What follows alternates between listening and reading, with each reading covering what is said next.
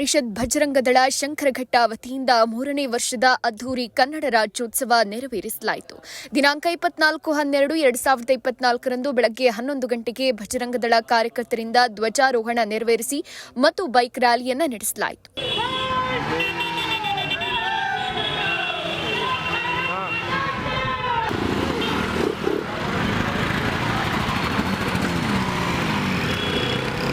ಸಂಜೆ 6ರಿಂದ Charan melody orchestra ವತಿಯಿಂದ ಕಾರ್ಯಕ್ರಮ ಮತ್ತು ಹಾರಿಕಾ ಮಂಜುನಾಥ್ ಅವರಿಂದ ದಿಕ್ಸೂಚಿ ಭಾಷಣ ಹಮ್ಮಿಕೊಳ್ಳಲಾಗಿತ್ತು.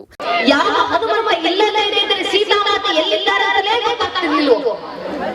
ಹನುಮಂತ ಇಲ್ಲದಿದ್ರೆ ಸಂಜೀವಿನಿ ತಂದು ಲಕ್ಷ್ಮಣನನ್ನು ಉಳಿಸಿಕೊಳ್ಳಲಿಕ್ಕೆ ಆಗ್ತಿರ್ಲಿಲ್ವೋ? ಯಾವ ಹನುಮಂತ ಇಲ್ಲದಿದ್ರೆ ಲಕ್ಷ್ಮಣ ಮತ್ತು ಸೀತೆ ಮಾತೆ ಇಬ್ಬರನ್ನೂ ಕಳ್ಕೊಂಡಂತ ದುಃಖದಲ್ಲಿ ಶ್ರೀರಾಮಚಂದ್ರರು ವಾಪಸ್ ಅಯೋಧ್ಯೆಗೆ ಬರದೆ ಕಾಡಿನಲ್ಲೇ ಉಳ್ಕೊಂಡು ಬಿಡ್ತಿದ್ರು.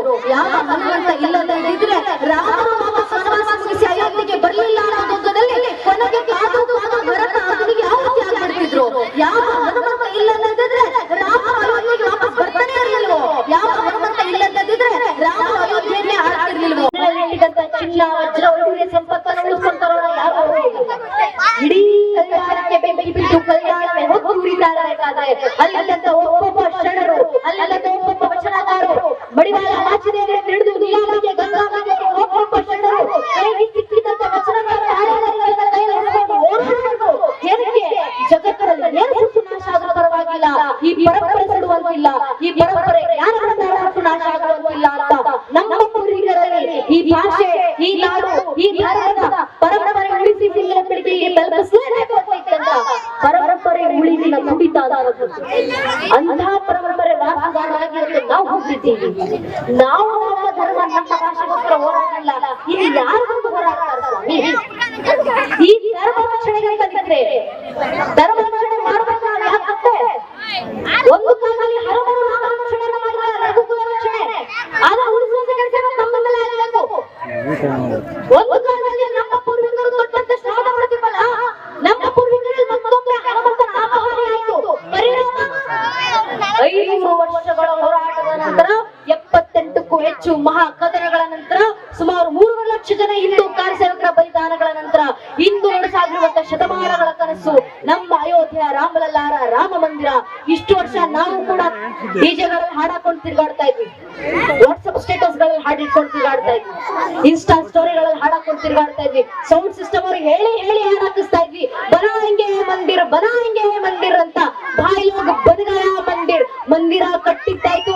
ಇಡೀ ಜಗತ್ತು ಕಣ್ತುಂಬಿಸಿಕೊಳ್ಳುವಂತೆ ಅಯೋಧ್ಯೆ ಪುಣ್ಯಭೂಮಿಯಲ್ಲಿ ಸಂವಿಧಾನ ಅಡಿಯಲ್ಲಿ ಕಾರ್ಯಕ್ರಮ ಅಧ್ಯಕ್ಷತೆಯನ್ನ ಬಿಜೆಪಿ ನಿಕಟಪೂರ್ವ ತಾಲೂಕು ಅಭ್ಯರ್ಥಿ ಆದಂತ ಮಂಗುಟೆ ರುದ್ರೇಶ್, ಬಿಜೆಪಿ ಶಿವಮೊಗ್ಗ ಜಿಲ್ಲಾ ಉಪಾಧ್ಯಕ್ಷರಾದಂಥ ಆನಂದ್ ಸಿಂಗ್ನ ಮನೆ, ಮಹಾಶಕ್ತಿ ಕೇಂದ್ರದ ಪ್ರಧಾನ ಕಾರ್ಯದರ್ಶಿಯಾದಂಥ ವಿಶ್ವ ಮಾಳಿನಹಳ್ಳಿ ಮತ್ತು ಸಮಾಜ ಸೇವಕರಾದಂಥ ಬಂಕು ಕುಮಾರ್ ಅಧ್ಯಕ್ಷತೆಯನ್ನ ವಹಿಸಿ ಕಾರ್ಯಕ್ರಮವನ್ನು ಯಶಸ್ವಿಗೊಳಿಸಿದರು. ನಮ್ಮ ಭಾಷೆಯ ಪರಂಪರೆ ನಾಶ ಮಾಡಬೇಕು, ನಮ್ಮ ಧರ್ಮದ ಪರಂಪರೆ ನಾಶ ಮಾಡಬೇಕು. ಎಷ್ಟು ಪ್ರಯತ್ನಗಳಾದವು. ಒಂದು ಕಾಲದಲ್ಲಿ ಇಡೀ ಕಲ್ಯಾಣಕ್ಕೆ ಬೆಂಕಿ ಬಿದ್ದು, ಕಲ್ಯಾಣಕ್ಕೆ ಬೆಂಕಿ ಬೀಳೋಕೆ ಮುಂಚೆ ಅಲ್ಲಮ್ಮ ಪ್ರಭುಗಳು ಕಲ್ಯಾಣದಲ್ಲಿ ಭವಿಷ್ಯವಾಣಿ ನುಡಿದಿದ್ದರು. ಅಲ್ಲಮ್ಮ ಪ್ರಭುಗಳು ಭವಿಷ್ಯವಾಣಿ ನುಡಿದ ಹೇಳ್ತಾರೆ, ಕೆಟ್ಟು ಹಾಳಾಗಿ ಕಲ್ಯಾಣ ತೋರ್ಪಡಿಕೆ ದೊಂಬರಾಟ ಅತಿಯಾಗುವುದು, ಹೇಳುವವರು ನಿಜವಾದ ಗುರುವಾಗಲೆಂದು ಹೇಳಲು, ಕೇಳುವವರು ಗುರುವಾಗಲೆಂದು ಕೇಳಲು, ಆಚಾರ ವಿಚಾರ ಪ್ರಚಾರ ಇದೆಲ್ಲ ನಿಜವಾಗದೆ ಬರೀ ನಟನೆಯಾಗಿ ಸಮೃದ್ಧಿಯಾಗದೆ ವಿಪರೀತವಾಗಿ ಶಿವಸಂತಾನವಾಗದೆ ಶನಿ ಪೀಳಿಗೆಯಾಗಿ ತೊಡಗುತ್ತದೆ. ಶಿವಾಚಾರದ ಅನ್ಯತ ಆಚರಿಸುವವರು ಭ್ರಷ್ಟರಾಗುವರು, ವಿಚಾರ ವಿಮರ್ಶೆಗಳು ಗಡಿಪಾರಾಗುವು, ಅವಿಚಾರ ಧರ್ಮಗಳಿಗೆ ಕೋಪ ಕಟ್ಟುವರು, ಮೇಲೆ ಕೀಳಿಡುವವರು ಹೆಚ್ಚಾಗಿ ಮೇಲೆಯವರು ಕಡೆಯವರನ್ನ ತಮ್ಮ ಕಾಲ್ಚುವುದಕ್ಕೆ ಕೆಟ್ಟ ಮಾಡಿಕೊಂಡು, ಅಧಿಕಾರಕ್ಕೆ ಗದ್ದುಗೆ ಮಾಡಿಕೊಂಡು, ಐಶ್ವರ್ಯಕ್ಕೆ ಕಮ್ಮಟ ಮಾಡಿಕೊಂಡು, ಭೋಗಕ್ಕೆ ಅಂತಃಪುರ ಮಾಡಿಕೊಂಡು, ಗುರುಗಳೇ ಎಂಜಿಲೆ ವೇದವೆಂದು ರಾಜರ ತಲೆಯ ವಜ್ರ ಉರಿವೆಂದು ಜನರ ಪ್ರತಿ ಬರೀವೆಂದು ಸರ್ವನಾಶವಾಗಲು ಭಯಂಕರ ಅಂತ ಅಲ್ಲಮ್ಮ ಪ್ರಭುಗಳು ಭವಿಷ್ಯವಾಣಿ ನುಡಿದು ಕಲ್ಯಾಣ ಬಿಟ್ಟು ಹೊರಟರು. ಮುಂದೆ ಅವರ ಭವಿಷ್ಯವಾಣಿ ನುಡಿದಂತೆ ಕಲ್ಯಾಣಕ್ಕೆ ಬೆಂಬಲಿಸಿದರು. ಸುತ್ತಮುತ್ತಲಿನ ಎಲ್ಲ ಭಜರಂಗದಳದ ಕಾರ್ಯಕರ್ತರು ಸೇರಿ ವಿಶ್ವ ಹಿಂದೂ ಪರಿಷತ್ ಭಜರಂಗದಳ ಶಂಕರಘಟ್ಟ ವತಿಯಿಂದ ಕನ್ನಡ ರಾಜ್ಯೋತ್ಸವವನ್ನು ಅದ್ದೂರಿಯಾಗಿ ನೆರವೇರಿಸಲಾಯಿತು. ವರದಿ ರಮೇಶ್, ಶಿವಮೊಗ್ಗ. ಏನು ನಮ್ಮ ಭದ್ರಾವತಿಯ ಶಾಸಕ ಸ್ಥಾನಕ್ಕೆ ಚುನಾವಣೆಗೆ ಬಿಜೆಪಿಯಿಂದ ಏನು ಈ ಭಾಗದಲ್ಲಿ ಚುನಾವಣೆ ನಿಂತ ಮುಂಗೋಟೆ ಬೆಳೆಸೋರಿಗೆ ಮುಂದಿನ ದಿನಗಳಲ್ಲಿ ರಾಜಕೀಯದಲ್ಲಿ ಅವರಿಗೆ ಒಳ್ಳೆಯ ಸ್ಥಾನಮಾನ ಸಿಗುವಂತ ಒಂದು ವ್ಯವಸ್ಥೆ ಇದೆ.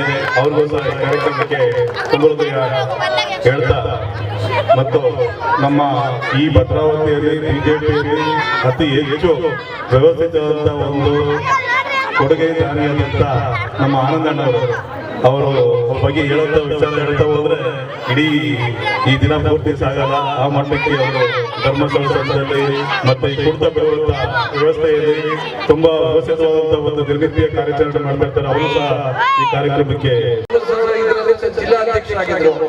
ಎಲ್ಲ ಈ ಕುರ್ತ ಬಿಡಿಸೋದು, ಈ ಕಿಡಿಯೋಲ್ ಚಟ ಬಿಡಿಸೋದೆಲ್ಲ ಒಂದು ತುಂಬಾ ಆರೋಗ್ಯ ಶಿಬಿರಗಳು ಮಾಡ್ಕೊಂತ ಬಂದಿದ್ದಾರೆ. ಅವರು ನಮ್ಮ ಶಿವಮೊಗ್ಗ ಜಿಲ್ಲೆಯಾದ್ಯಂತ ಧರ್ಮಸ್ಥಳ ಸಂಘದಲ್ಲಿ ತುಂಬಾ ಆಕ್ಟಿವ್ ಪಾರ್ಟಿಸಿಪೇಟ್ ಇದ್ದಾರೆ. ಅವರಿಗೂ ಈ ಸಂದರ್ಭದಲ್ಲಿ ಅನಂತ್ ಕುಮಾರ್ ಅವರಿಗೂ ಸ್ವಾಗತ ಕೊಡ್ತಾ ಇದ್ದೀನಿ.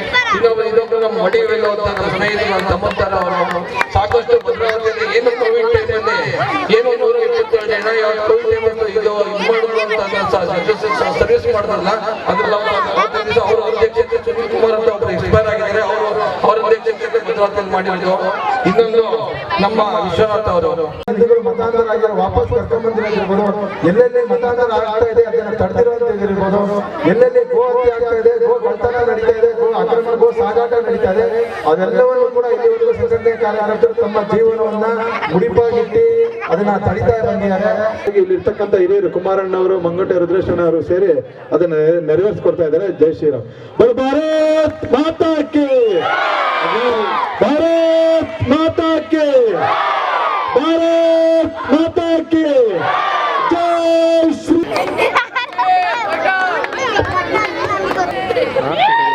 ಹಾಗೆ ಮತ್ತೆ ಶ್ರೀ ಶಿವಕುಮಾರ್ ಬಂಕ್, ಹಾಗೆ